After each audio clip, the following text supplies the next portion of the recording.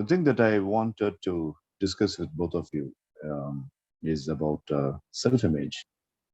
You see, self-image for a teenager or for the youngsters, for that matter, becomes very important feature. It is not. It is not a character. It is not a belief system. It is not something that happens deep down inside.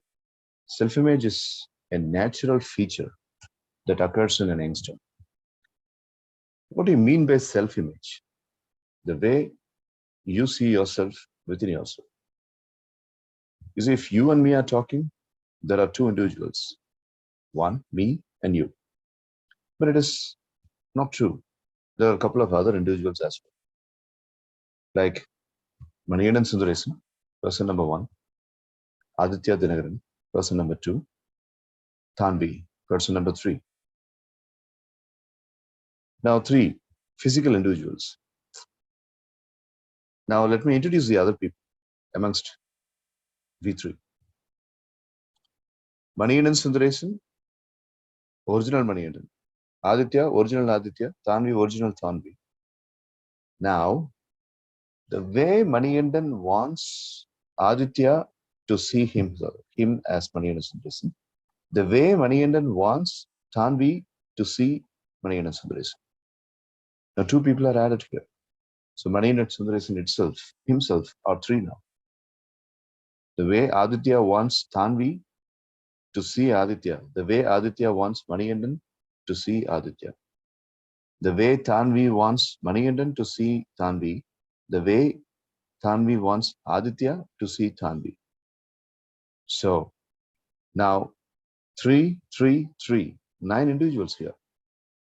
3 physically present, but the other 6 are invisibly present. They are virtual. And it is not over. There's one more thing. The way Thanvi sees Aditya, the way Thanvi sees Manikandan. The way actually Aditya sees Thanvi, the way actually Aditya sees Manikandan. The way actually Manikandan sees Aditya, the way actually Manikandan sees Thanvi. One more 9 added. 6 added, rather. So all these are virtual presence. But you know, on which image you have a control over? Only one image. Only one image. The self-image that Manikandan has for himself. The self-image that Aditya has for himself. The self-image that Thanvi has for herself. That's the only thing that you can control. Other things are beyond your control. So I'd like to show you something with regard to this. Yeah. The self-image sets the boundary for your accomplishment. And the self-image is what determines your success. I want you to have a good look at this particular graphic. You have a black box, and then you have a pink color box inside the black. And you've got a circle, brown color circle inside the pink box. And you're there inside. And there are a couple of other information like real limits. Okay, so we have this real limits, and we have this area of possibility. We have this self-imposed limits. We have this area of underutilized potential. Now, I want you to have a good look at this. Like when you have some limits, it means you cannot operate beyond a certain point. Take, for example, Virat Kohli, the cricket player. He has a real limit now. The real limit is he would not be able to play the shorter form of the game, the shortest form of the game. Although he is really willing to play for T20s, the selectors will not select his name because there are too much of people waiting outside, younger than him. So then T20 is his real limit. But if the same Virat Kohli says, well, I cannot play even test matches too. I cannot play even one-day internationals too, because I'm already almost close to 35 now. And I think I don't feel that I would be running very fast. This is not a real limit. This is a self-imposed limit, as you are seeing in the slide. Okay, right? So real limit is the area of possibility. And it's very natural. You cannot have control over it. But you can control over your self-imposed limits. Like, I cannot speak English very well. Like, I cannot speak to the boys very well. If a girl thinks like that, I cannot speak to the girls very well. The boy thinks like that. I cannot become a very good leader because I don't think I have got the equal capacity, just like my classmates have. All these are self-imposed limits. So a person with a good self-image will not have these self-imposed limits. Now look at this. This entire diagram should be like this. See, you should be like this. You should be like the small fish in a very big pond. You should be swimming without any sort of risk and confinement and close to boxes. Your area of potential should be very wide. And you have to have unimaginably limitless potential. And this will become this only when you are altering your self-image, only when you are making correction with your self-image. And how is that possible? How can I make correction in my self-image? Enlarge your self-image. You will enlarge the level of fulfillment.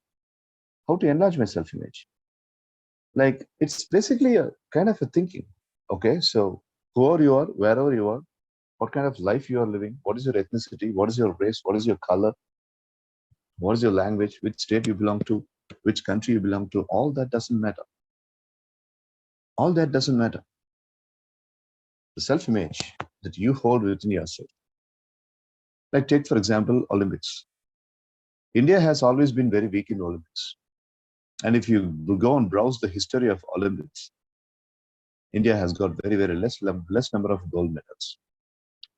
And one of the controversial reports say that Indians had very, very low self-image when it came to sports. But only in the recent times, people like PV Sindhu and some other people who have grabbed gold in Olympics and the challenged people who gathered gold in Paralympics, all these people have broken that report that Indians are not weak in self-image. Why did another country make a criticism about Indian self-image and make such a controversial? He knows it's a controversial statement, but still he makes it because somewhere deep down inside we have made him think like that. So that is why self-image becomes so important. Well, sir, I'm able to understand the intensity. Excuse me. I'm able to understand the intensity of self-image. Yes, I know that it is my responsibility to change. Now tell me, how can I change? Look at this picture. You have your conscious mind, Tanvi as a middle schooler, Aditya as almost a high school student. You both have a conscious mind. And in the conscious mind, you are having a goal. Okay, like the vision board that we spoke yesterday. We got so much of things to be accomplished. And that goal, my dear friends, needs work order. What is the work order? Work order means converting the goal into reality. The plans, the actions that you need to take, and your courses of actions, all those are called as what? Work order. And based upon your work order, you will get results, as you are seeing in the flow chart. But there is something between the goal and the work order. There is something between the goal and the work order and the result. And that is self-image. So when this area goes wrong, okay, when this area, when this particular thing goes wrong, then everything goes wrong. Work order goes wrong, results goes wrong, goal disappears, conscious mind is also affected. So how can we change the self-image? Well, for that, we have a system, ASM and AFM system, automatic success mechanism and automatic failure mechanism. You see, if a person has got a very good self-image and the ability to not doubt himself or herself, then the person is operating with something, and that is called as automatic success mechanism. But if a person keeps on talking critic within, the person keeps on demotivating himself or herself, If the person has got a negative self-talk, then what the person has is AFM. It's called as automatic failure mechanism. So as you could see here, when your self-image is good and you don't doubt your self-image, then you are a person with automatic success mechanism. But when you keep on doubting yourself, when you keep on critically acclaiming yourself with all the negative ailment, then you are a negative person and you are with complete negative radiation and you are a failure person, automatic failure mechanism person. So sometimes we get this automatic failure mechanism from our parents. Sometimes we get this from our education system. Sometimes a person will be very, very less intelligent, but the person will have AS. Sometimes a person will be very intelligent, but the person will have AFM. They will speak about everything, but whatever they speak, they will speak with a lot of sense, but there will not be any motivation in them. That's a dangerous way of automatic failure mechanism and intelligence clubbed together. But some people might have very less knowledge, but they will glorify you with a lot of motivation. I would like to cite the example of my father. He had very, very less knowledge. He was a car mechanic. And he does not speak English. He does not have any big commemorated knowledge about education or any systematized education about anything, but he knows plenty of things. Okay. He was an illiterate, but he knows plenty of things, how world operates, how universe operates. So he was glowing with automatic success mechanism, although the knowledge was very, very less because he had a wonderful self-image, groomed self-image. And how did he develop that? Because he always listened to what he spoke within himself.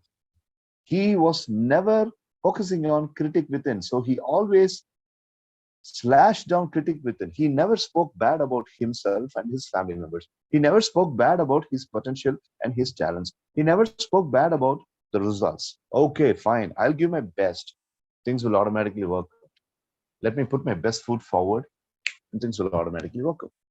So automatic failure mechanism was completely out of his regime. And he raised me and he raised my brother. And we both are trying to live in that way.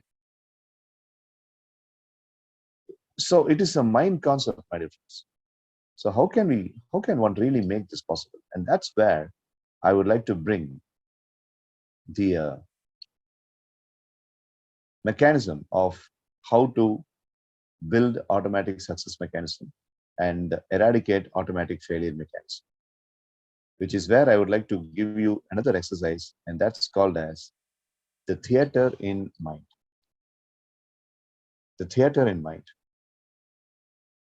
I wanted to have a good look at this particular picture. The theater in mind. Well, Mr. Manikandan, you've been speaking about self-image, and now you're speaking something about theater in mind. What is it? What do you mean by theater in mind? You want us to watch the movies? What is it? Well, I would like to make sure that you properly understand this particular concept of theater in mind. Like, you see these two pictures, the mental rehearsal and theater in your mind. They both are named as the deja vu effect. Like the theater in mind concept is an exercise that you do for always keeping your self-image glowing and at the upbeat. Let's say, for example, in this cartoon, you're seeing a basketball player in your left-hand side, and the basketball player really wants to score some shoots. He just wants to score some goals. There are two things in his mind: the real experience and the synthetic experience. Okay, real experience and synthetic experience. Like you trip the ball, you keep running, and You put it on the board, the ball falls out or the ball falls into the ring. If you do that physically, it's called as real experience. But if you close your eyes and if you understand the texture of the ball, if you feel the texture of the ball, like when your palm touches the ball, that wonderful canvas material, that wonderful dots on the ball, and you keep tapping it, and each time when the ball hits on your palm, the kind of the stubby feeling that you get on the ball, the noise of tripping the ball, all right, okay, so making the drill, the noise of your canvas shoe rubbing over the synthetic floor material of the basketball court, and the noise, and you running, you jumping, you flying, and then shoot the ball into the ring. If you see all this vividly into the detail, with the details, and that's called a synthetic experience. Psychology says the more synthetic experience, the higher will be your real life experience result. The more detailed the synthetic experience is, the more vivid the real experience will be. And this process is called as the theater in mind, having a mental movie within your mind. So, if you would like to have a proper self image and you would like to get a very good result, you have to sit down, close your eyes, and first run the synthetic experience into your mind. And based on that synthetic experience programming in your brain neurons, the real experience will happen so vivid. Like Tani wants to cook a dish. She's interested in cooking. So she has to first of all close her eyes. Right. I have got the material for cooking. I got water. I got the gas stove. I got the time for cooking. I got all the elements that are needed for cooking. Now, how do I want the dish to be? The dish has to be like this. It has to be cooked like this. And it has to smell like this. And it has to have this wonderful decorated texture like this. And when it is taken in the scoop, it has to be mouth-watering. And it has to be really attracting the people. Okay, so I will be doing this. I will be adding this amount of pepper. I'll be adding this amount of tamarind. I'll be adding this amount of salt. All this, she has to first of all imagine within her mind with details, and the synthetic experience gives her the juice, okay, gives her the power. And at that point of time, the self-image is being sharpened. And then she puts on her hand into the cooking, and the cooking will be more successful. Well, okay, today I have got a tennis match. Aditya goes for a tennis match, and 9 o'clock the match is going to start, and the person who is going to play as an opponent to him is 3 years older than him. He's a high secondary student and he's a high school student. So he closes his eyes. Okay, no matter who it is, I mean, even if he's going to college, I don't care. But he's a good player. I appreciate him. But okay, this is how I'll play. This is how I'll play the shot. This is how I'll play the ace. This is how I'll serve the ball, and this is how I will hold the racket, and the velocity of the hit when I smash the ball, when I take a right hand, when I take a backhand. This is how my elbow will work. This is how my you enjoy the process in having that synthetic imagination. And at that point of time, the self-image, Aditya is not going to play tennis. Tanvi is not going to cook. The self-image of Aditya that is going to play tennis. The self-image of Tanvi is the one who is going to cook. So by synthetic experience, you are sharpening your self-image. Because as you could see in this cartoon, the real experience is equal to synthetic experience. Synthetic experience is equal to real experience. So the more vivid your mental rehearsal is, the more vivid your reality will also be. So this is the exercise for developing your self-image. So from tomorrow onwards, a fresh Monday, a fresh week, when you are doing something, try to implement this law that you learned in this particular MS evening session. Whatever it is, whether it is doing your homework or preparing for an examination or preparing yourself for doing a project or playing a game or doing something that is very much fond of, that you're fond of, just close your eyes and use the synthetic experience. Vividly imagine and use this mental rehearsal and theater in mind put together, sharpen the self-image, because it is the self-image. It is not Manikandan Sundaresan that is conducting this session. It is the self-image of Manikandan Sundaresan that is conducting the session. So strengthening the self-image of Manikandan Sundaresan will be possible only when Manikandan Sundaresan is involving into mental rehearsal and have a good synthetic experience. Synthetic experience leads to good real experience. So please understand that. And this is one psychological exercise I wanted to give in this session for you. All right. So thank you so much. We'll meet next week. Have a good week. Bye, Tanvi. Bye, Aditya. Okay. Bye, sir. Bye, Adityana. Bye. Bye. Bye, Tanvi. Yeah, bye. Bye.